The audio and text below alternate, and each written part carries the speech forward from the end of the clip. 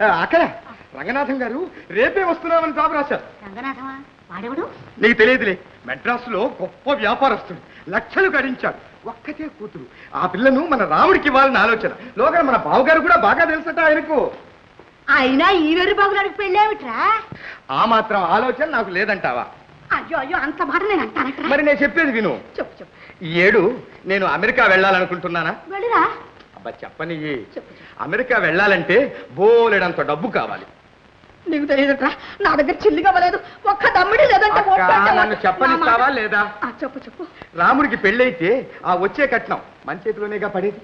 ఏది ఊరే, నా ఆలోచన అంత దూరం బాలేదురా.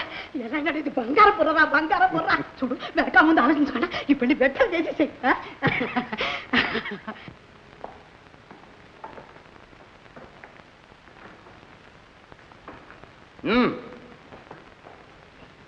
రాముడికి పెళ్లి సంబంధం మాట్లాడుతున్నాను.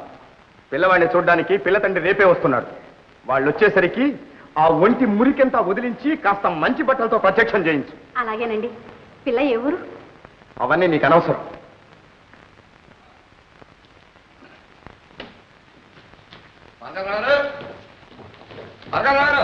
హలో, రండి రండి రండి. Good morning. Good morning.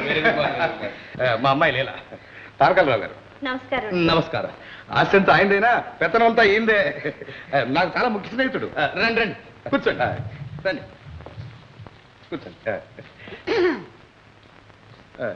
వీరెవరు? మా అక్కగారు, సుందరమ్మ గారు. అంటే అంటే లేట్ పాపయ్యారావు గారి భార్య. అదేమిటండి ఇంకా చాలా ఎప్పుడో పోయిందన్నారు? అది కాదండి, సెకండ్ వైఫ్, రెండవ భార్య. అయితే నమస్కారం. కూర్చోండి. అన్నట్టు రేపు వస్తానని రాశారు. రాశాను అనుకోండి, కానీ ఇవాళ కూడా మంచి రోజే వచ్చేసాను. ఇవాళ మంచి రోజా? అమావాస్య కాదు? వాళ్ళెవర్లేండి, అమావాస్య ఏమిటి? ఇవాళ ఇదేమిటి? అమావాస్య. ఈయనెవరు? మా మేనేజర్. అయితే ఈయన కూడా పప్పులో కాలేశాడు. బాలేవారండి. నేను వస్తూ పంచాంగం చూసి వస్తాను. మీరు చూసి వచ్చారు, నేను జేబులో పెట్టుకొచ్చాను. చూడండి.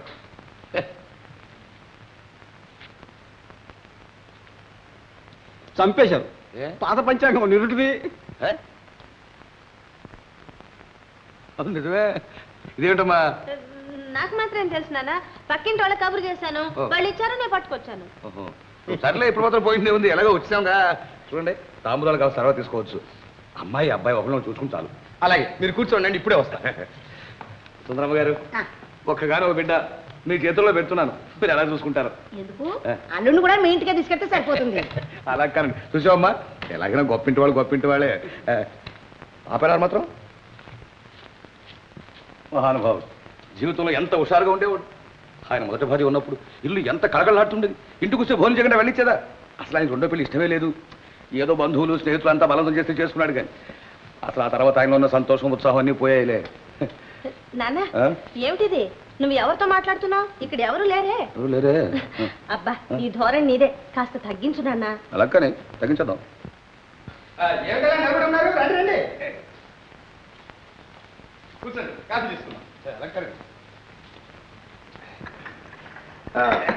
మరి నేను చెప్పిన విషయం ఏం చేశారు?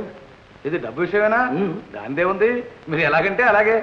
ఏదో మీ చేతుల మీదగానే అబ్బాయి పేరు నింత, అమ్మాయి పేరు నింత బ్యాంకులో వేయించేయండి. అడుగు.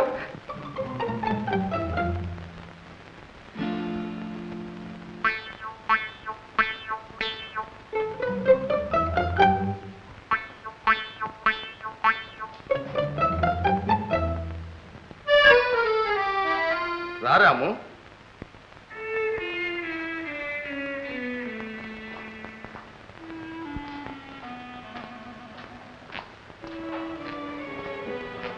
కూర్చో బాబు,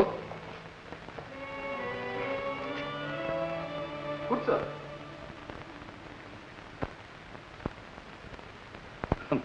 అంతా తండ్రి పోలికే, మంచి సరళ స్వభావం.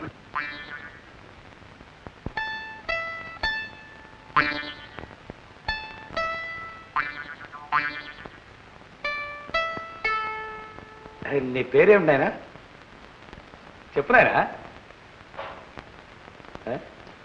ఓ రాముడు. అంతా తండ్రిలాగే.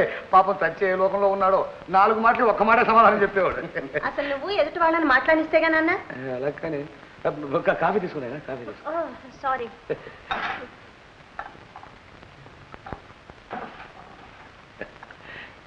తీసుకోండి తీసుకున్నారా? తీసుకోండి. తీసుకోండి ప్లీజ్. తీసుకురాము.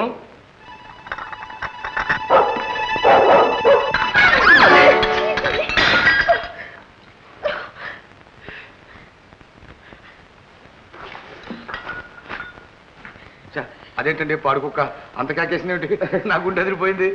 వెళ్ళరా నాయన, వెళ్ళి బట్టలు మార్చుకురా. వెళ్ళు రాము.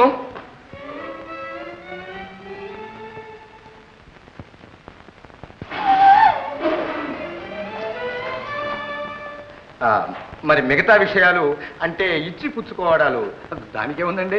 నేను మొదలే చెప్తానుగా, మీకు ఎలా ఇష్టమైతే అలాగే కానివ్వండి. ఆ విషయాలన్నీ తర్వాత మాట్లాడుకున్నా నాన్న. రండి వెళ్దాం. ముందు అసలు విషయం మాట్లాడినామా? అబ్బబ్బబ్బ, నాకు తలనొప్పిగా ఉంది నాన్న. పదండి వెళ్దాం. అలా కానీ మరి వస్తామండి. సుందరమ్మ గారు వెళ్ళి వస్తామండి. దయచేయండి. పదండి నాన్న.